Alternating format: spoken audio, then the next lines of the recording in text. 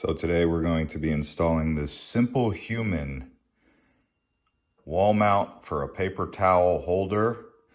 Okay, I really like the SimpleHuman brand. I will put a link to this in the description below.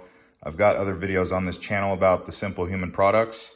Let's dive in here and take a look. Okay, so I'm going to show you guys this SimpleHuman. I really love SimpleHuman products, but I got the SimpleHuman napkin paper towel holder. I'm going to mount it to my wall. The way I did it was I just took those holes and I used a marker to mark where each one of those holes were. And once I got that, then I just drilled the holes and put these little anchors in there. And now I'm going to mount it. All right, so now you can see it's mounted. It does have a little bit of this tilt to it that's kind of built in there. I don't know why it has that tilt. All right, so you push these buttons right here, pull it out, put the paper towel,